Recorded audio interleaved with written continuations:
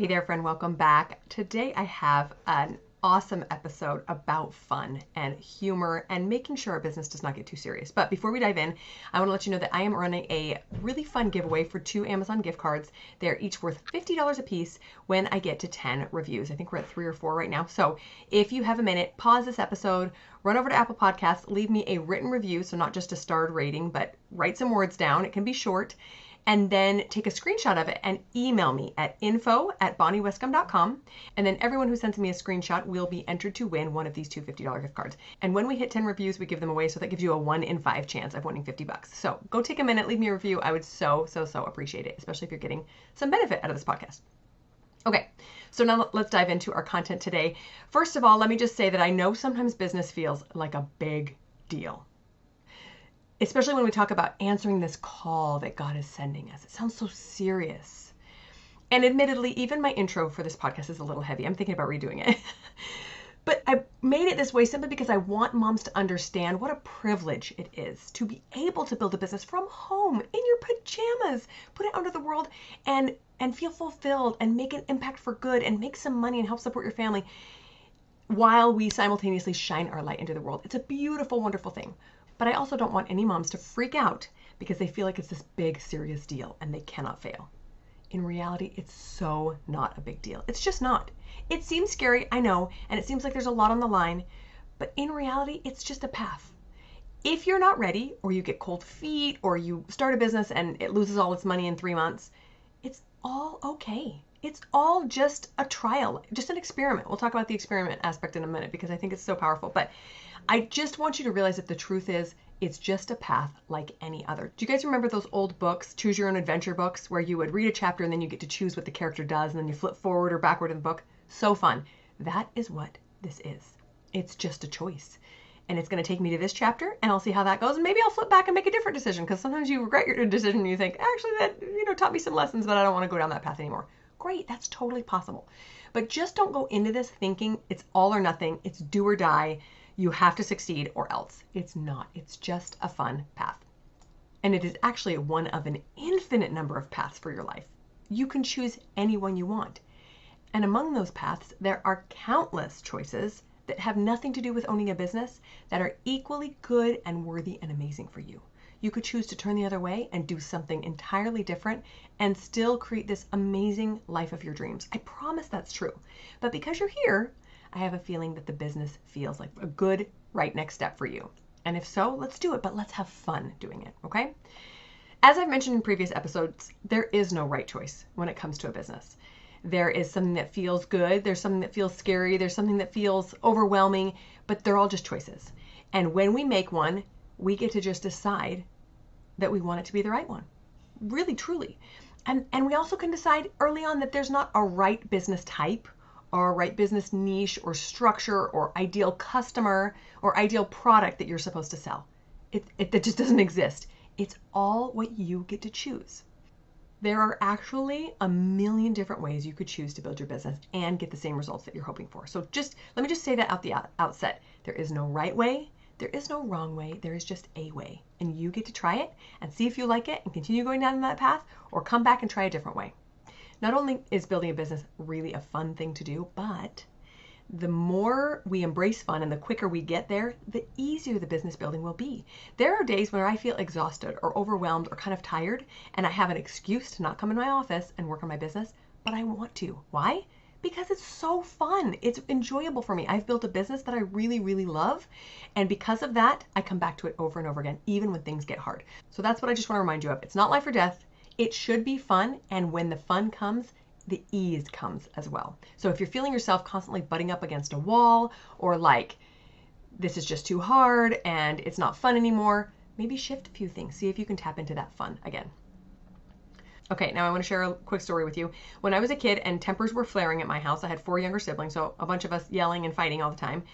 My dad would often say, don't lose your sense of humor. Remember, don't lose your sense of humor. And admittedly, in the moment, it usually drove us crazy. Whatever, Dad. Shut up, Dad. But he had a point, and the point was none of this matters in the long run, especially when it comes to relationships, right? And I would say the same is true of your business. It's a great reminder that life is very rarely as serious as we want to make it. And sometimes that heaviness can just create all this unnecessary drama, and it weighs us down, and it makes things so much harder than it needs to be. So a business that is built under that kind of enormous pressure is bound to fail. I'm telling you. It's like a garden. The analogy I like the best is it's like a garden that needs to feed your family immediately. I don't know if you've ever grown a garden, but it's not a great way to feed your family tomorrow. It takes some time and some nurturing and some patience. If you needed your garden to feed your family tomorrow, you would be out there just desperately planting and sowing and watering and fertilizing. Let's go, let's go, let's go. We need to eat. You know that's not going to work.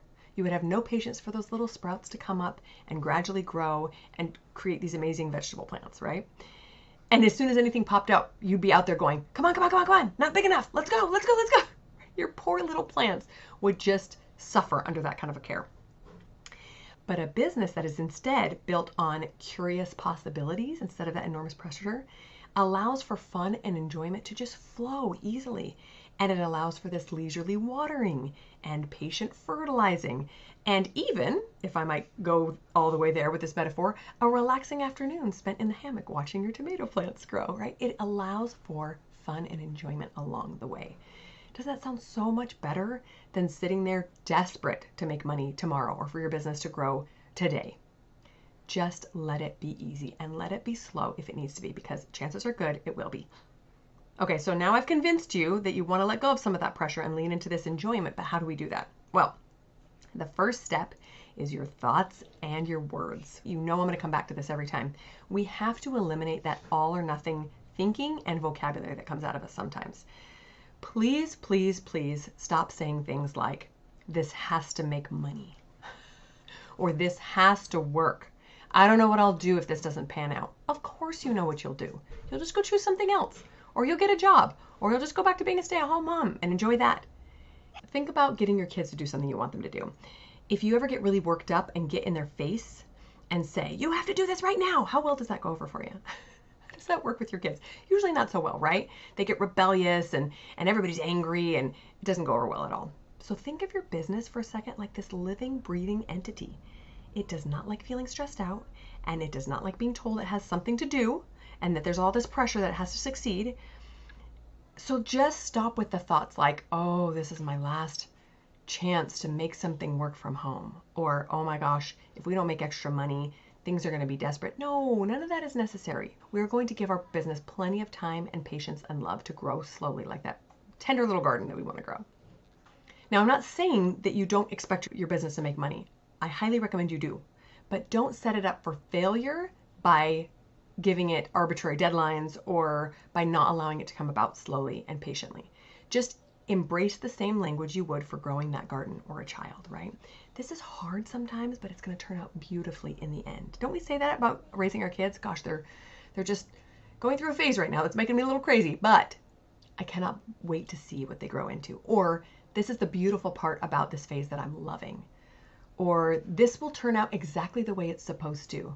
I can't wait to see how this is going to help support my family someday. Just this slow, patient, joyful language and thoughts is going to set you up for so much more success.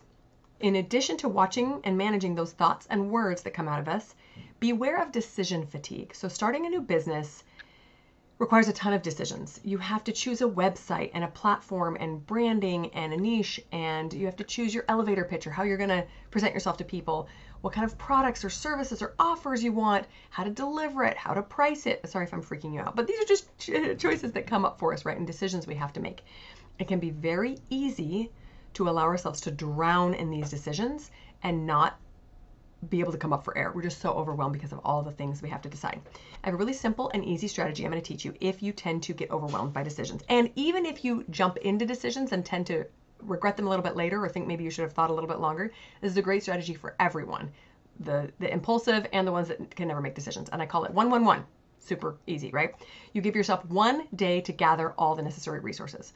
So let's say, for example, you're learning about how to build your own website. So day 1, you're going to go and ask your friends how they built their websites. You're going to go do some Googling, find different platforms to build a website on. You're going to read testimonials, read some tech articles, just gather information. Then the second day, that's the second one, you give yourself a day to read through it all. So the first day is just gathering, the second day is reading it. You're going to read the testimonials, you're going to read the articles, you're going to maybe even play around with some of the software, see how hard or easy it is. And then on the final day, that last one, you make the decision. Whether you feel prepared or not, whether you feel like you could spend more time researching, it doesn't matter. That third day is the day you make the decision. And what I have found, I tend to be the one who jumps into decisions and doesn't always take plenty of time. But this strategy makes me move a little bit slower, allows me to sleep on it, and keeps me from making impulsive decisions that I regret later. And for those of you who maybe take forever to make a decision, this will keep you on track to making those decisions in 3 days or less. Okay, so try that one out. Now, if you are at the very beginning stages of building your business or stuck somewhere in the middle and you're still not up and running online, then I highly recommend you check out the show notes for a link to my 30-day calendar for building your business. I've created this really comprehensive guide to get you up and running in just 30 days. You don't have to do it in 30 sequential days. You can take 2 months and just, take a day off every other day. But it's a really, really great resource that has just taken all the guesswork out of it and made the decisions for you. It's under $30, and I'll include the link in the show notes if you want help doing that. But once we take a lot of that pressure off, it helps us make these decisions quicker as well, because it doesn't matter what platform you use for your website. It really doesn't. I mean, if a year down the road you've made $10,000, $50,000, and you're like, this website is not working so well. Now you have capital and more resources to put into your website. But at the beginning, it just doesn't matter. Making the decision is the most important thing. Once we've taken away all this unnecessary pressure and the decision fatigue, kept ourselves from drowning in that, we get to commit to looking at our business like this experiment that I mentioned before, right? And a really enjoyable experiment. I don't know if you liked science growing up. If you didn't, maybe you can't relate to this, but I did some really, really fun experiments in my high school career. And when you look at it like an experiment, then there is no wrong way to do something. It's just a trial. It's just, let's try this thing and see what happens. Oh, that was an interesting result. I didn't expect that one. Let's tweak it a little bit and see what result we get. Oh, is that getting us closer to our goal or farther away? All right, let's tweak it a little bit more. It's just all a trial. So not only can experiments be really fun, but hopefully they will be low pressure and exciting. This isn't an experiment to find the cure for cancer. We're just figuring out what to do next in our business. Okay, so totally low pressure and exciting. They involve trial and error, brainstorming, creativity, and like I said, when an experiment fails, quote unquote, it's not a failure. It's just an experiment that we choose to adjust because it yielded a result that wasn't closer to where we want to go, which is, whatever your goal is for your business, to make money, to feel fulfilled, to help as many people as you can. You're just tweaking the variables you're putting into the experiment to yield the result that you're looking for. Now, let's talk about the humor part again, okay?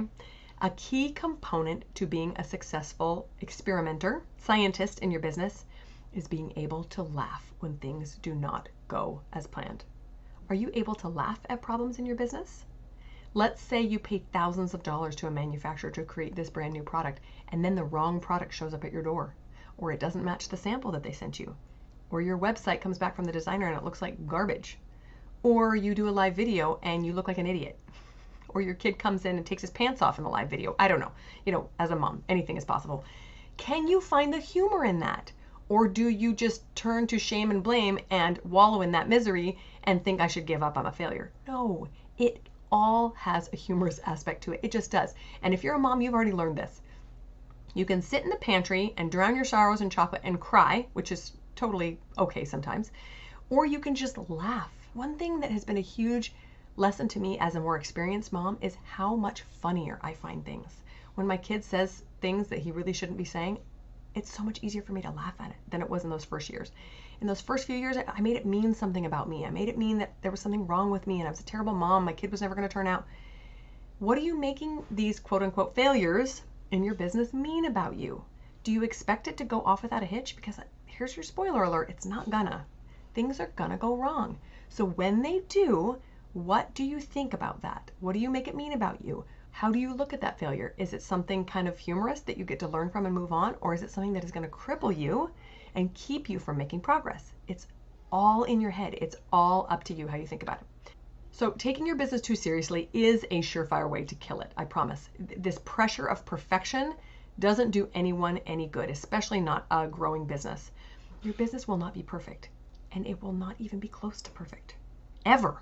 Not even when it seems successful. Not even when people look at you and go, oh, I want to be successful like you. You will still know all the flaws, and you will still think you mess up all the time, which you will, and that's totally okay. That's part of life. It will get better and better and better as you learn. But the sooner we can learn to laugh about what's going wrong, the more successful we will be, because we know none of it actually matters. It's all just for fun.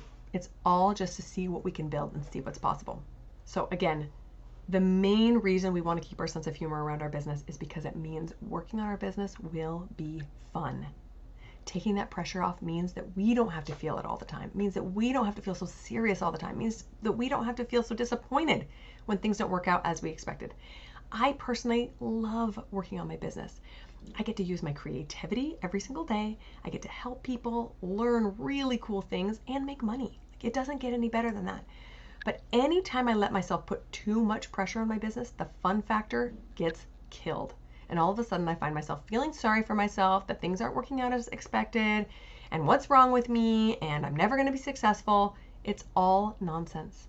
So how can you keep your sense of humor surrounding your business? What thoughts do you need to adopt to ensure that working on your business stays fun? Are there certain things that you think about every time you sit down at your desk that makes you feel like a Debbie Downer? Can you change those thoughts to, what am I going to do that I'm going to enjoy this week? What am I going to learn about myself that is going to be fun this week? What am I going to learn about my potential customers or clients? It doesn't mean that there won't be hard work or that it won't sometimes drive you crazy and make you want to pull your hair out, just like any aspect of life, just like parenting. But if you allow excitement to be the driving factor behind it all, it will be just so much more enjoyable, and you will make a much bigger impact on the world. Okay, friends, go out there and have so much fun with your business. Talk later.